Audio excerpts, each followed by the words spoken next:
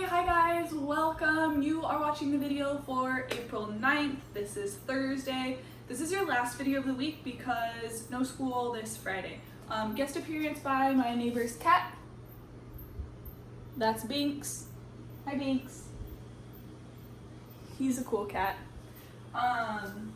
Today we are going to be doing graphing review part 2. So the video that was labeled 4-7, that was actually for the 8th, was the first part of our graphing review. So we're gonna do second part of graphing review today. So only announcements for you. Remember that your assignments are due tonight at 11:59 p.m. right before midnight, since it's the last day of the week. It's better to do your work late than to not do it at all. And then just one more quick reminder, I don't care about your Google Classroom grade. If you're turning in your work with honest effort and I can see that you're trying to get the right answer, you're going to get full credit for that assignment. So even if you're typing it differently or you miss one or something like that, it's kind of based on completion right now. So if you're doing the work, you're getting the credit for it. Last thing is, coming up next Monday, we're going to officially start brand new material. So if you're still behind on assignments from, like, we started at the 31st, if you're still behind on those, try to get those done this weekend. You have a 3-day weekend. Use those 3 days to just make sure you're ready to go with being caught up, getting review stuff done. If you feel like you still need to go out and get a notebook or something, this weekend would be the time to do it, because on Monday we're going to start new material for Unit 4. Okay, so today we're going to do a quick vocab refresher. We're going to go over linear, quadratic, polynomial functions, and then at the very end I had a request for some old material from quarter 3, so I'm going to talk about that a little bit too. So your vocab review for this part today, this is on the slideshow, but the words on there are roots, okay, is the first one. Your y-intercept,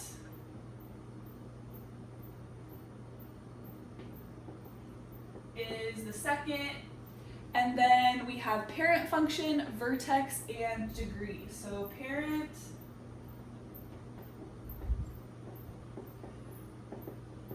function, and then we had vertex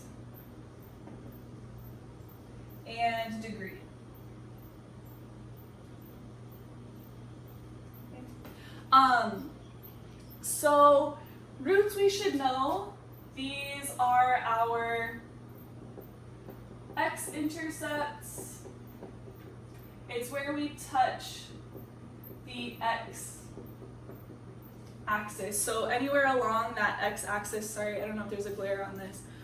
Anywhere we touch the x-axis, that would be considered a root or a 0 or a y-intercept.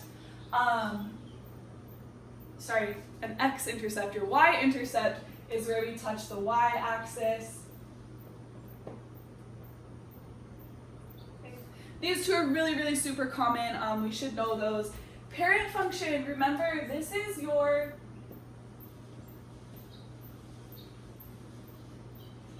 simplest form. So it's like the most basic, the easiest, the simplest form of a particular function family. So linear functions have a parent, quadratic functions have a parent. Those are the two big ones that we talked about, so we'll review that here. And then remember, for quadratics, this was your high or low point, okay, was your vertex. And then the degree, this is maybe the one that we don't remember as much because we only talked about it in Unit 3. But the degree comes from your highest exponent, or the number of x's that are being multiplied together. So we'll just stick with highest exponent on this. So for example, if you have x to the 4th plus 3x to the 3rd minus 6x squared plus 7x minus 1, the highest exponent on that is an x to the 4th, so that would be a 4th degree polynomial. So roots are our x-intercepts, where we touch the x-axis. Y is where we touch the y-axis. The parent function is just the most basic type, or the most basic graph of a certain type. And then your vertex is your high or low point. And then your degree, again, comes from your highest exponent, okay? So we're going to go through really quickly just touch base on your linear, your quadratic, and your polynomial functions. So for your linear functions, so these are the ones that make a straight line. The word line is actually in that title. Your parent function is the graph y equals x. So if you look at this on an actual like ordered pair here, or on an xy coordinate plane, if you're looking at the ordered pairs, x and y are going to be the same. It's y equals x. So this would be like, that marker doesn't work. This would be like any point where your x and y value are the same. So 1, 1, 2, 2, 3, 3, right? So those actually make a perfect positive dotted line. Okay. So this is the most basic linear function that you can get, y equals x. So we have 1, 1, negative 1, negative 1, 2, 2, negative 2, negative 2. This is also, if you recognize when we did the inverse points or the inverse functions, they reflect, the reason they reflect over this diagonal line is because this is the parent function, right? They reflect over that parent function. So this is the most basic linear function that we could get. And then any other linear function that you see, so for example, if you have one that looks something like this new function, this green one that I just drew in, this is just a variation of the parent, right? So this one, instead of being positive, the parent turns negative, and it got a little steeper, and it just kind of shifted over some. So it went negative, it got steeper, and it shifted over. And then from here, we can always identify our roots here, our x-intercepts. So let's say this one is like 1, 2, 3, 0. And let's say this one is like 1, 2, 3, 4, 0. Or sorry, this one would be, sorry. This one would be 0, 4 for our y-intercept here. Okay. So 3, 0, and then 0, 4. So from here we have a variation of the parent, and we have the same x-intercept, y-intercept. So all you really need to know about this is what your parent function looks like, so this blue positive diagonal that's right in the middle, and then just know that any other linear function is just going to be a variation of this parent, and you can still just identify your x and y intercepts as you normally would. So we're going to go through the same kind of thing with a quadratic function. We'll look at the parent and then kind of talk about some of the variations that you might see. So for your quadratic functions, so if you remember,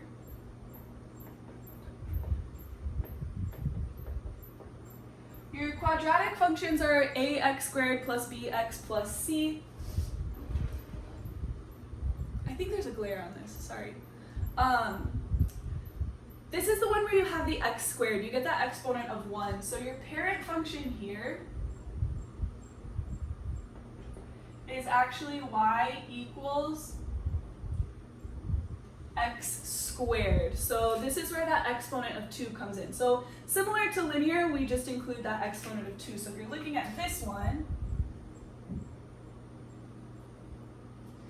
the parent function for quadratics is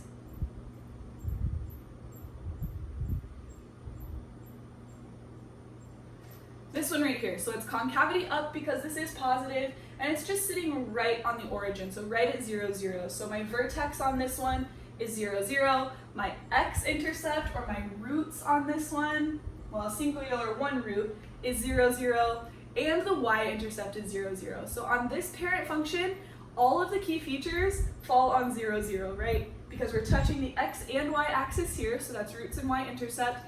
And it's also the low point here. So the interesting thing about the parent function on this one is that everything is at 0, 0, and then it's positive, so it's concavity up. It's a happy, smiling face. So you may get some kind of variation. Remember, everything is just a variation of the parent, right? So you may get something like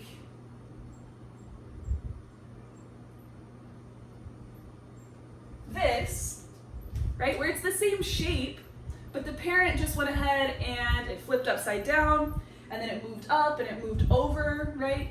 So we just see some variations of that same parent function. So it's still the U shape, it's just upside down and it's shifted over and up. So for example, on this one, let's call this point, to match my slideshow, let's call this one 1 and 9. So you have a vertex at 1, 9, you have a high point here. You have a y-intercept right here. Let's go ahead and call this one 0, positive 8. Okay, I know my spacing is a little off. And then you may have a root over here at, let's call this one 4, 0. And then one over here at, let's call this one negative 2, 0. And then this one would be concavity down. So when you're looking at this one, right, our concavity switched, and then our vertex shifted over and up, right? And it's negative now, it's concavity down, so my low point becomes a high point, and then my roots just end up here on the x-axis. So you can see, right, the shape didn't change. It just flipped over and it shifted over and up, okay? So that parent function is always kind of still there. So we always kind of think about like a parent, right? I am some version of my mom and dad, right, of my parents. I look very similar to my dad, but I'm a little bit shorter, right? My hair is a little bit lighter. For my mom, I'm a little bit taller than my mom. My hair is a little bit darker than my mom's. So I am a variation of my parent, just slightly different. Same thing with our graphs. We have that parent, and then everything just kind of changes and shifts from there. Okay? So for polynomials, we didn't talk very much about parent functions. I'm not going to throw that at you now just because we haven't done it yet. For polynomials, we talked more about like the degree and just the key features. So for polynomials,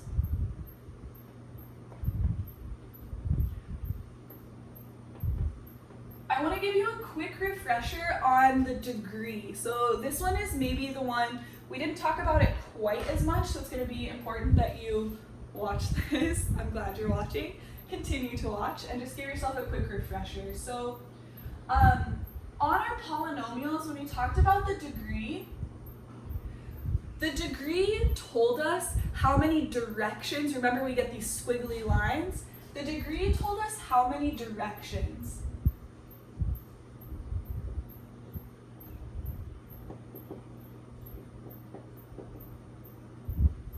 the graph was going to go. And now here's what I mean by that. Okay? So for example, let's say I give you something that looks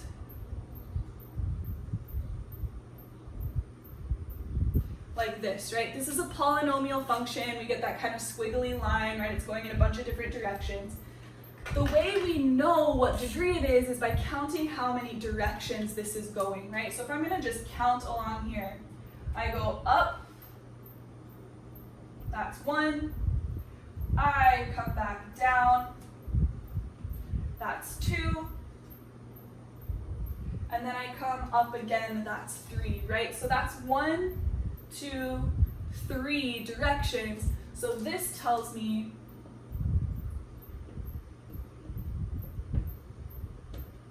that I am working with a third degree polynomial, right? Because I'm going 1, 2, 3 directions. So if you just count how many directions are you going, that's going to tell you the degree of that polynomial, right? And then you can still calculate just like any other function, right? We look right here, and right here. We have some key features that we could identify. Let's say this is a root, right, at -2, 0. We have this point here, which is kind of unique, right? If we're at 0, 0, this is both a root and a y-intercept. So we have an x-intercept and a y-intercept right here.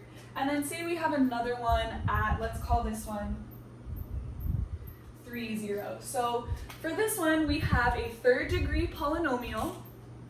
We have roots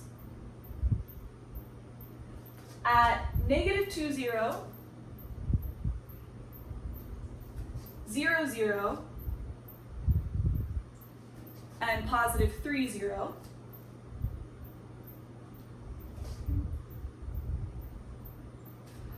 We also know where our y-intercept is. We have a y-intercept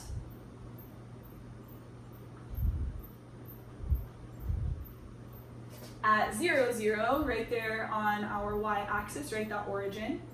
And then we reviewed this on yesterday's video. We can also talk about the end degree, or the end behavior on this one, right? The end behavior, we're going up on the right side and down on the left side. So this one, if we're just talking about the combination, forget the notation for now.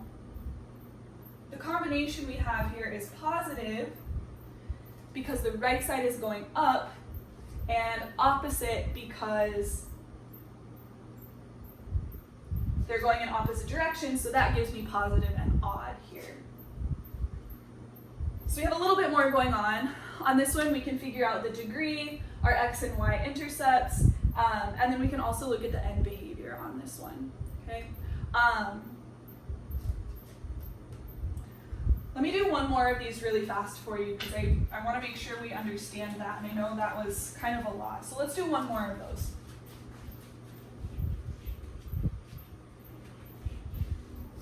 So let's say I give you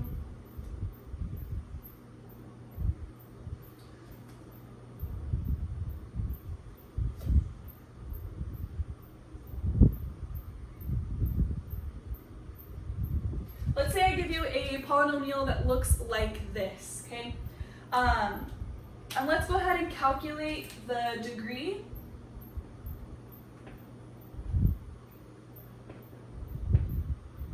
And then let's talk about our roots, our y-intercept, and our end behavior. Okay. So for the degree, if I'm looking for the degree, all I need to do is count the directions, right? If I'm looking at this, I want to know how many directions is this going. So here, I'm going 1, and then I come back up here, 2, I go down here, that's 3, and then I come back up, that's 4, right? So if I go down, up, that is a 4th degree polynomial right there. Down, up, 1, 2, 3, 4, right? Looking at my roots, I have 1, 2, 3 spots on my x-axis. So let's call this one over here -1, 0. I have the one right here in the middle. That's going to be 0, 0. And I have this one over here on the positive side. Let's call that one 2, 0. If I'm looking along my y-axis for that y-intercept, again, it's just falling right here on that origin, so I also have a y-intercept at 0, 0. And then if I'm looking for my end behavior combination, right, I'm going up on the right side, so that tells me positive. The ends are matching, so that tells me that we're also even. Okay. So there's that for you. That's kind of all I'm looking for right now. That's all that's going to be on the daily assignment. One more quick thing. On the slideshow for today, I had a couple of people request that I post some of the old foldables and worksheets and that kind of thing. I'm happy to do that. So on the slides for today, I posted some of the old guided notes and like the foldables we did for graphing and stuff. There are pictures in the slideshow, so you can go to the slideshow and take a look at those if you feel like you're missing stuff. I know a lot of you have notes in the classroom, which really sucks. Please just let me know if you feel like you're missing something or would like some extra stuff. We are going to do a full-blown, like in-depth, very, very detailed final review after we finish up units 4 and 5. So if this is still feeling a little foggy to you, it's okay. We will do a full-blown review after we finish new stuff, okay? So for now, go to your daily assignment, take a look at the old stuff from quarter 3 on today's slideshow, and then be ready for new material on Monday. Have a wonderful weekend. You guys are awesome. Way to go.